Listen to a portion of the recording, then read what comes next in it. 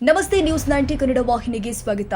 ದಿನಾಂಕ 16-12-2024ರಂದು ಬೆಳಗಾವಿ ಸುವರ್ಣ ಸೌಧದ ಮುಂಭಾಗದ ಸುವರ್ಣ ಗಾರ್ಡನ್ ಟೆಂಟ್ ನಂಬರ್ 6ರಲ್ಲಿ ಕಾನಿಪ ಧ್ವನಿಯಿಂದ ನಡೆದ ಧರಣಿ ಪ್ರತಿಭಟನೆ ಹೋರಾಟದಲ್ಲಿ ಗ್ರಾಮಾಂತರ ಪತ್ರಕರ್ತರಿಗೆ ವೃತ್ತಿ ಸಂಬಂಧಿತ ಚಟುವಟಿಕೆಗಳಿಗೆ ಜಿಲ್ಲಾ ವ್ಯಾಪ್ತಿಯಲ್ಲಿ ಪ್ರಯಾಣಿಸಲು ಉಚಿತ ಬಸ್ ಪಾಸ್ನ ಪ್ರಸ್ತುತ ಸರ್ಕಾರ ಹೊರಡಿಸಿರುವ ಕರಾಳ ಆದೇಶದ ಮಾನದಂಡವನ್ನು ಸರಳೀಕರಿಸಬೇಕು, ಪತ್ರಕರ್ತರ ರಕ್ಷಣಾ ಕಾಯ್ದೆಯನ್ನು ಜಾರಿಗೊಳಿಸಲೇಬೇಕು ಹಾಗೂ ಇನ್ನಿತರ ಮೂಲ ಸೌಕರ್ಯಗಳ ಬೇಡಿಕೆಗಳನ್ನು ಈಡೇರಿಸಲೇಬೇಕು ಅಂತ ಸರ್ಕಾರದ ಪ್ರತಿನಿಧಿಯಾಗಿ ಮನವಿ ಸ್ವೀಕರಿಸಲು ಬಂದಿದ್ದ ಕನ್ನಡ ಮತ್ತು ಸಂಸ್ಕೃತಿ ಇಲಾಖೆ ಸಚಿವರು ಆದ ಶಿವರಾಜ ತಂಗಡಗಿ ಅವರಿಗೆ ಕಾನಿಪ ಧ್ವನಿ ರಾಜ್ಯಾಧ್ಯಕ್ಷರು ಆದ ಬಂಗ್ಲೆ ಮಲ್ಲಿಕಾರ್ಜುನ್ ಹಾಗೂ ರಾಜ್ಯ ಕಾರ್ಯಾಧ್ಯಕ್ಷ ಇಫ್ರಾನ್ ಬೆಳಗಿ ಮತ್ತು ವಿವಿಧ ಜಿಲ್ಲಾ ತಾಲೂಕುಗಳ ಅಧ್ಯಕ್ಷರು ಸದಸ್ಯರುಗಳೆಲ್ಲ ಸೇರಿ 1 ತಿಂಗಳ ಗಡುವು ಸರ್ಕಾರಕ್ಕೆ ನೀಡಿ ಮನವಿ ಸಲ್ಲಿಸಿದರು.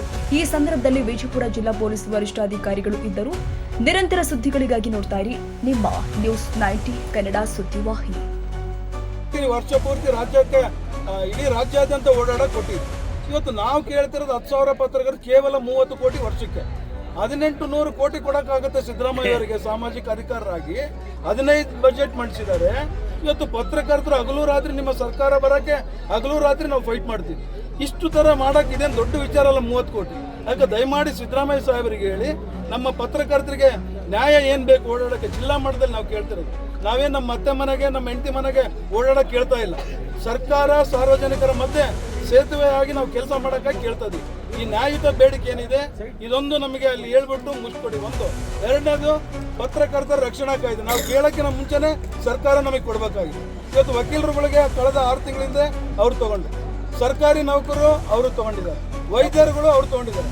ಇವತ್ತು ಸಮಾಜದಲ್ಲಿ ಮಾರಣಾಂತಿಕ ಹಲ್ಲೆ ಕೊಲೆಗಳು ಆಗೋದು, ಬೆದರಿಕೆ ಆಗೋದು ಪತ್ರಕರ್ತರಿಗೆ. ಇವತ್ತು ನಾವು ಕೇಳೋಕ್ಕಿಂತ ಮುಂಚೆನೇ ತಮ್ಮ ಸರ್ಕಾರ ಇವತ್ತು ಸಿದ್ದರಾಮಯ್ಯರು ಜನಪರ ಅಂತೀವಿ ಕೊಡಬೇಕಾಗಿತ್ತು.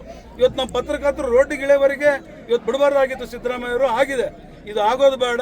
ನಾನು ಜನವರಿ ಒಳಗಡೆ ತಮ್ಮ ಸರ್ಕಾರಕ್ಕೆ ಮನವಿ ಮಾಡಿ ತಮ್ಮ ಮುಖಾಂತರ ಹೇಳ್ತಾ ಇದ್ದೀನಿ, ಜನವರಿ ಎಂಡಿಂಗ್ ಒಳಗಡೆ ಈ ಬಸ್ ಪಾಸ್ ವಿಚಾರ ಏನಾದರೂ ನಾವು ಕೇಳಿದ ಆಗದೇ ಇದ್ರೆ ಫೆಬ್ರವರಿಯಲ್ಲಿ ಹೈಕೋರ್ಟಲ್ಲಿ ರಿಟ್ ಫೈಲ್ ಒಂದು, ಒರಿಜಿನಲ್ ಸೂಟು ಸಿವಿಲ್ ಕೋರ್ಟಲ್ಲಿ ಒಂದು, ಸರ್ಕಾರದ ವಿರುದ್ಧ ನಮ್ಮ ಕಾನಿಪ ಧ್ವನಿಯಿಂದ ಹಾಕಿ ಸರ್ಕಾರನ ಅಲ್ಲಿ ಕರೆಸೋದು ಖಚಿತ ಅಂತ ತಮ್ಮ ಮೂಲಕ ಮನವಿ ಮಾಡ್ತಾ ಇದ್ದೀನಿ.